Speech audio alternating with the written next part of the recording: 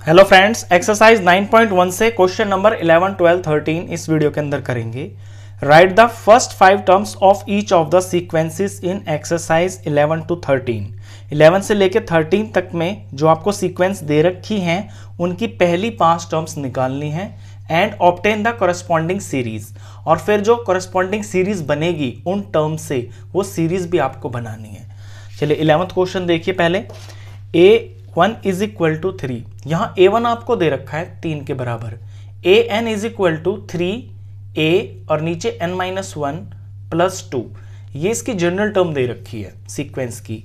For all n is greater than 1, यानी यहाँ पे आपको जो n की वैल्यू है ना वो 1 से बड़ी लेनी है। 1 तो लेंगे भी नहीं आप, क्योंकि a1 तो यहाँ दे ही रखा है। तो ये हमारी जनरल टर्म है, इसमें हम 1 से बड़ी यानी कि 2, 3, 4, 5 जो भी उससे बड़ा होगा लगा के पहली 5 टर्म्स निकालेंगे। तो पहली 5 में a1 पहली होती है, तो ये तो हमें पता ही है। a1 से नेक्स्ट हम a2 निकालेंगे।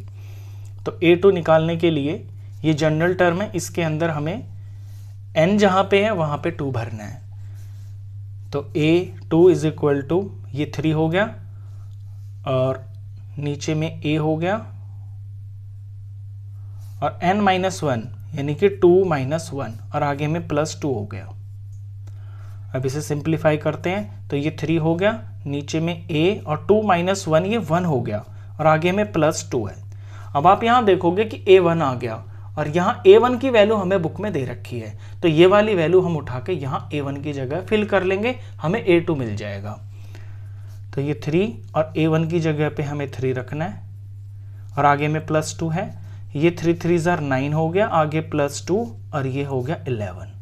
तो इस तरह से इसकी सेकंड टर्म निकल गई है। अब हम a3 निकालेंगे। a3 के लिए जनरल टर्म है हमारी 3a, यहाँ n-1 तो यहाँ 3 - 1 रखना है, आगे में +2 लिखा हुआ है। सॉल्व करते हैं तो 3 ये a, नीचे 3 - 1 ये 2 हो गया, आगे में +2 है। अब इसी तरह से यहाँ पे a2 आ गया नीचे और a2 हम पीछे निकाल चुके हैं, तो पीछे से a2 की वैल्यू उठा के यहाँ यूज़ कर लेंगे। ये 3 हो गया, a2 की वैल्यू 11 है और ये आगे +2 हो गया। 11 3 ज़ा 33 और 33 + 2 ये हो गया 35। a3 हो गया। अब a4 निकालते हैं। जनरल टर्म 3a n-1, तो ये 3 ये a और n की जगह इस बार 4 रखना है, 4 - 1 आगे में +2 है। 3 नीचे a, 4 - 1 ये 3 हो गया, आगे में +2 है। यहाँ a3 आ गया, a3 की वैल्यू हम पीछे से उठा के यहाँ यूज़ कर लेंगे। ये 3, a3 की वैल्यू है 35 और आगे में +2, 35 3 जार होता है 105, आगे में +2 और ऐड किया इनको तो आ गया 107। 1 2 3 4 4 टर्म निकल गई, हमें 5 निकालनी है, तो a5 और निकालनी है। a5 और निकाल लेते हैं यहाँ पे जल्दी से। जनरल टर्म है 3a n-1, ये 3 हुआ, ये a हुआ और यहाँ n-1, n की जगह 5 - 1 आगे में +2। 3 का 3 a, 5 - 1 4 हो गया, आगे में +2 है और यहाँ 3 और a4 की वैल्यू हम पीछे से उठा लेंगे जो कि 107 है। तो यहाँ 107 का प्रोडक्ट 3 से करेंगे, आगे में +2 है। 107 3 जार हो जाएगा 321 और यहाँ +2 किया तो ये हो गया 323। तो इस तरह से a1 a2 a3 a4 a5 हमने ये निकाल दी है। तो सीक्वेंस हमें लिखना है पहले और उसके बाद सीरीज भी लिखनी है। तो पहले मैं इसका सीक्वेंस लिख रहा हूं। सीक्वेंस आपको पता है, पीछे से करते आ रहे हो, जो वैल्यूज होते हैं उनको कॉमा में लिखते हैं हम। तो a1 हमारा 3 है, तो पहली टर्म को हम पहले लिखेंगे। इसके बाद a2 11 है, इसके बाद a3 35 है, ऊपर से देखते रहना, और a4 107 है और a5 323 है।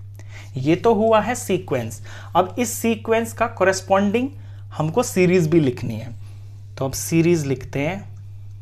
सीरीज में क्या होता है, जो आपके सीक्वेंस में टर्म्स आती है बस उनके बीच में प्लस का निशान लग जाता है और कोई डिफरेंस नहीं होता। तो 3 प्लस में फिर 11, फिर प्लस में 35, फिर प्लस में 107 और प्लस में 323 और प्लस आगे dot dot dot dot dot dot, ये कंटिन्यूएशन को दिखाता है कि आगे भी इसके अंदर टर्म्स होंगी, ये यहाँ पे खत्म नहीं हुई है सीरीज। तो ये हुआ क्वेश्चन नंबर 11। अब करते हैं हम क्वेश्चन नंबर 12। क्वेश्चन नंबर 12 में देखिए a1 यहां पे दे रखा है -1 और आगे जनरल टर्म दे रखी है an is equal to an-1 upon में n, और कॉमा के आगे दे रखा है कि जो n है ना वो ग्रेटर देन और इक्वल टू 2 होना चाहिए, यानी 2 होगा और 2 से बड़ा होगा। ठीक है, तो हमें n भरना ही 2 से शुरू है, 1 नहीं भरेंगे हम। यहाँ a1 तो हमें ऑलरेडी दे ही रखा है, तो पहली 5 टर्म निकालनी है पहले इसमें। तो a1 तो हमें दे ही रखा है, हम a2 से शुरू करेंगे। तो a2 निकालेंगे, जनरल टर्म्स यहाँ से देखिए, a2 जब निकालेंगे तो n की जगह पे हम 2 फिल करेंगे, तो a2 हो गया। अब यहाँ भी हम n की जगह पे 2 फिल करेंगे, इधर a और यहाँ 2 - 1 और ये अपॉन में n। अब इसे सिंप्लीफाई करते हैं, तो 2 - 1 ये 1 हो गया।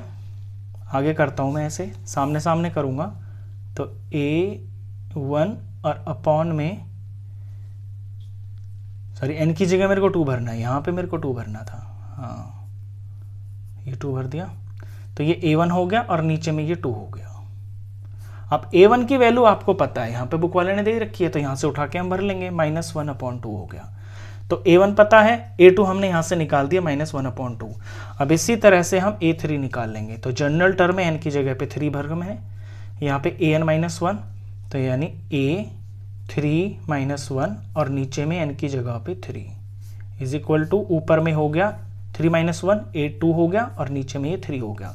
अब a2 की वैल्यू हम ऊपर निकाल चुके हैं, तो a2 की वैल्यू को 3 से डिवाइड करना है, यानी -1/2 को डिवाइड करना है 3 से। मैं इसको डिवीजन फॉर्म में लिखता हूं, आपको कैलकुलेशन में दिखने में आसानी होगी। ये फ्रैक्शन है और इसका भी मैंने फ्रैक्शन बना लिया। अब फ्रैक्शंस की डिवीजन में हम क्या करते थे कि पहला जो फ्रैक्शन है वो सेम टू सेम रखते थे और अगले फ्रैक्शन को उल्टा करते थे और बीच में डिवाइड की जगह मल्टीप्लाई हो जाता था। तो डिवाइड का मल्टीप्लाई हो गया, अगले फ्रैक्शन का रेसिप्रोकल हो गया 1/3। तो 1 1 जार 1 और ये माइनस का है और नीचे 2 3 जार 6 हो गया, -1/6 आ गई है a3। अब a4 निकालते हैं। a4 के लिए यहाँ an-1, तो n की जगह 4 -1 और नीचे में n की जगह पे 4, ऊपर बन गया a3 और नीचे में ये बन गया है 4। a3 की वैल्यू हम पीछे से उठाएंगे, -1/6 -1/6, यहाँ मैं डिवाइड लगाऊंगा और डिवाइड में 4 है, -1/6। अब डिवाइड का मल्टीप्लाई बना लूंगा और इस 4 का मैं कर लूंगा उल्टा, यानी कि 1/4। तो 1 1 जार 1 और माइनस का 1 आया क्योंकि एक माइनस है, और 6 4 जार 24 हो गया, ये आ गया a4। अब ऐसे ही a5 निकालेंगे, तो an-1 यानी कि 5 - 1 और अपॉन में n की जगह पे 5, ऊपर में हो गया है a4, नीचे में हो गया है 5। a4 की वैल्यू हम पीछे से देखेंगे, -1/24 और डिवाइडेड बाय ये 5 हो गया। नेक्स्ट स्टेप में -1/24 डिवाइड का मल्टीप्लाई बनाऊंगा और 5 का मैं उल्टा कर दूंगा, रेसिप्रोकल 1/5 हो जाएगा। ऊपर में 1 1 जार 1 और माइनस का है तो माइनस का 1 और नीचे 24 5 जार 120 आ गया। तो मैंने पहली 5 टर्म्स तो इसकी निकाल दी है। अब मैं लिख रहा हूं पहले सीक्वेंस। तो सीक्वेंस में आपको सिर्फ कॉमा लगा के ही इन टर्म्स को लिखना है। a1 से शुरू करेंगे, सबसे पहली टर्म इसमें -1 है तो -1 लिखेंगे। फिर है a2, वो हमने निकाल लिया -1/2। फिर a3 जो कि है -1/6। फिर a4 -1/24 और फिर लास्ट a5 -1/120। अब इससे हम सीरीज बनाएंगे। तो सीरीज के अंदर इन टर्म्स के बीच में हमको प्लस लगाना होता है। अब क्योंकि ये सारी टर्म्स नेगेटिव की हैं तो जहां भी नेगेटिव की टर्म आए उनको आप कॉमा में ले लिया करो, ऐसे -1। अब यहाँ में प्लस लगा के दिखाना है ना सीरीज बनाने के लिए, और आगे माइनस की टर्म है तो ये माइनस की टर्म्स को हम ऐसे ब्रैकेट में दिखाएंगे, इन सब के बीच में प्लस लगाएंगे और ये नेगेटिव की टर्म जब भी आ जाए तो उसे आप ब्रैकेट में ऐसे लिखना, इनके बीच में प्लस लगा के -1/24 और फिर प्लस और बाद में -1/120। तो ये 5 टर्म हुई, इससे सीक्वेंस बना और सीरीज बनाने के लिए बीच में प्लस लगाना है और लास्ट में ऐसे प्लस करके डॉट डॉट डॉट भी दिखाना है कि ये कंटिन्यूएशन है, ये सीरीज खत्म नहीं हो रही, कहीं पे जाके खत्म होगी, ये इन्फिनिट सीरीज है। 12th क्वेश्चन हुआ। अब क्वेश्चन नंबर करते हैं हम 13 क्वेश्चन में देखोगे आप ध्यान से तो आपको दिखाई देगा कि a1 = a2 दे रखा है और = 2 दे रखा है, यानी a1 और a2 दोनों के दोनों ही 2 के बराबर है। तो हमें a1 a2 तो निकालना नहीं है, हमें a3 से स्टार्ट करना है। जनरल टर्म an = an-1 दे रखी है और यहां ये भी बोला है कि n आपको बड़ा लेना है 2 से। ये इसीलिए बोला है क्योंकि आप n 2 से बड़ा ही लोगे, 2 को आप क्यों लोगे जब यहाँ a2 इन्होंने दे ही रखा है, वो तो आप बुक वाला यूज करोगे। तो a1 a2 दे रखा है, n हमें 2 से बड़ा लेना है, यानी कि हम a3 से क्वेश्चन को शुरू करेंगे। तो अपनी जनरल टर्म पे ध्यान दीजिए, a3 निकालना है मेरे को इस जनरल टर्म से। तो यहाँ an-1, तो a और 3 -1, n की जगह पे मेरे को 3 भरना है, आगे में -1 लिखा हुआ है। अब सॉल्व करूं मैं इसको तो a नीचे 3 -1 2 हो गया और -1 ये लिखा हुआ है। a2 यहाँ पे आ गया और a2 की वैल्यू देखिए बुक में ही दे रखी है, ये 2 के बराबर है। तो यहीं से उठा के मैं यहाँ पे यूज करूंगा 2 और ये -1, 2 -1 किया तो ये 1 आ गया। a3 निकल गया। अब a4 निकालते हैं।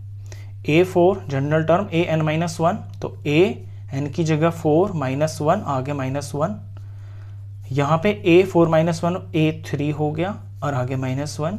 a3 की वैल्यू हम पीछे निकाल चुके हैं, तो यहाँ 1 निकाला है, यहाँ पे हम 1 भर देंगे। 1 -1 1 -1 ये 0 हो गया। a4 हो गया। अब a5 निकालते हैं। an-1 यानी कि 5 -1 आगे -1, नीचे a5 -1 ये a4 हो गया, आगे -1 और a4 की वैल्यू हम पीछे से उठा के यूज करेंगे। ये 0 निकाल लिया हमने, 0 -1 0 -1 -1 हो गया। तो a1 a2 a3 a4 a5 हमने पहली 5 टर्म्स निकाल दिए। तो पहले हम इसका सीक्वेंस लिख देते हैं।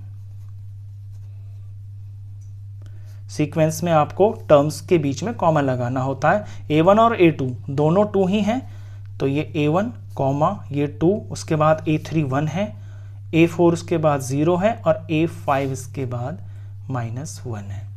अब इसकी सीरीज लिख देते हैं। सीरीज में जहां आपका पॉजिटिव नंबर हो वहां उसको ब्रैकेट में लिखने की जरूरत नहीं है। आपको पता है कि ब्रैकेट लगाते ही हम वहां पे है जहां पे 2 साइन आ रखे होते हैं। तो 2 प्लस ये 2 आ गया, इसके बाद में प्लस में 1 आ गया, फिर प्लस में 0 आ गया।